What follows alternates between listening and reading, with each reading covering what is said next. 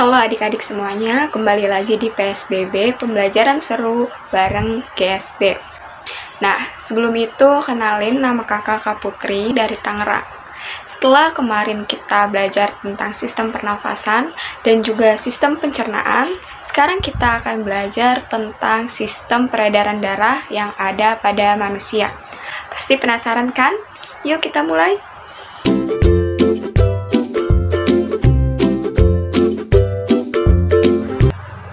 Nah, sistem peredaran darah manusia memiliki peran yang sangat penting bagi tubuh.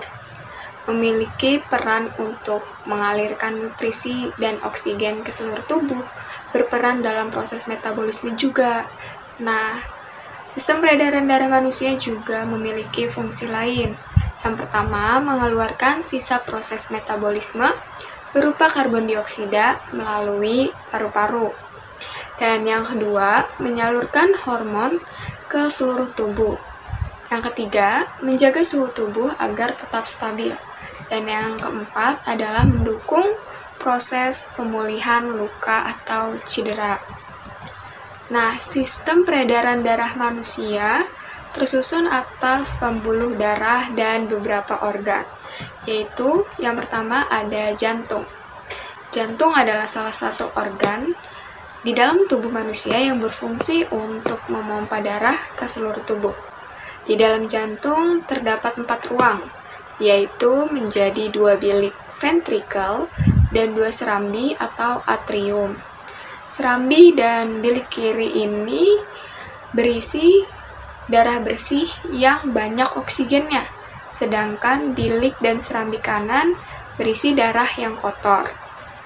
Nah, dalam 4 ruangan itu dilengkapi 4 katup yang berfungsi untuk menjaga aliran darah untuk mengalir ke arah yang tepat.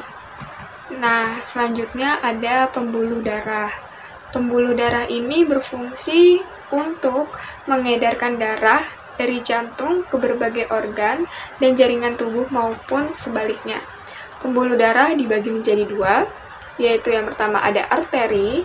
Arteri ini bertugas membawa darah yang kaya akan oksigen dari jantung menuju seluruh jaringan dan organ tubuh, kecuali pembuluh arteri pulmonalis. Nah, pembuluh darah yang kedua itu ada vena. Vena adalah pembuluh darah yang berfungsi untuk membawa darah dari seluruh jaringan dan organ tubuh untuk kembali ke jantung, baik dari seluruh tubuh atau dari paru-paru. Nah, yang ketiga pastinya ada darah, komponen paling terpenting dari sistem peredaran darah manusia. Darah berperan sebagai pembawa nutrisi, oksigen, hormon, dan antibodi ke seluruh tubuh. Dan juga berperan untuk mengangkut zat beracun dan juga sisa metabolisme seperti karbon dioksida yang perlu dikeluarkan dari tubuh. Darah manusia terdiri atas beberapa bagian. Yang pertama adalah plasma darah, cairan yang berwarna kekuningan yang mengandung berbagai zat penting seperti hormon dan protein. Nah, selanjutnya ada sel darah merah atau eritrosit. Eritrosit ini berfungsi sebagai pembawa oksigen dan karbon dioksida. Nah, selanjutnya ada sel darah putih atau leukosit. Leukosit ini adalah komponen utama dari sistem kekebalan tubuh. Sel ini bertugas untuk mendeteksi keberadaan benda asing yang berbahaya seperti zat beracun dan kuman.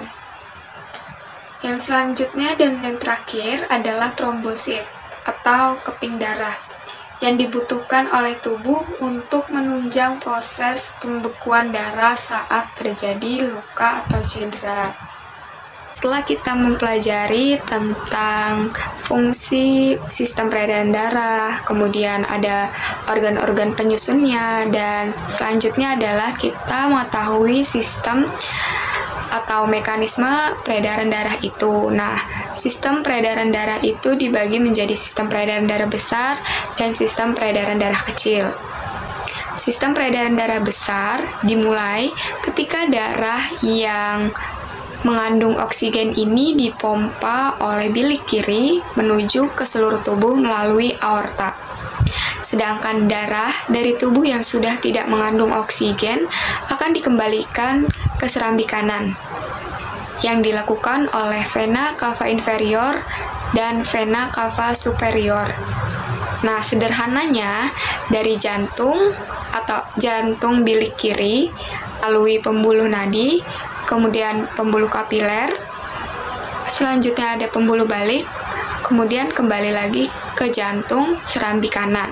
Nah, selanjutnya ada peredaran darah kecil. Sistem peredaran darah kecil ini diawali ketika darah yang mengandung karbon dioksida di bilik kanan dipompa dan dialirkan menuju pembuluh arteri pulmonalis menuju paru-paru. Nah, pada paru-paru ini sendiri terjadi difusi gas yang akhirnya mengubah kandungan karbon dioksida ini sehingga menjadi oksigen ketika keluar dari paru-paru. Darah ini selanjutnya akan dialirkan oleh vena pulmonalis menuju serambi kiri. Sederhananya, dari jantung bilik kanan, kemudian pembuluh nadi paru-paru, kemudian ke paru-paru, lalu ke pembuluh balik, dan terakhir ke jantung serambi kiri. Nah, itu dia pembelajaran kita pada video kali ini. Gimana nih materi kali ini?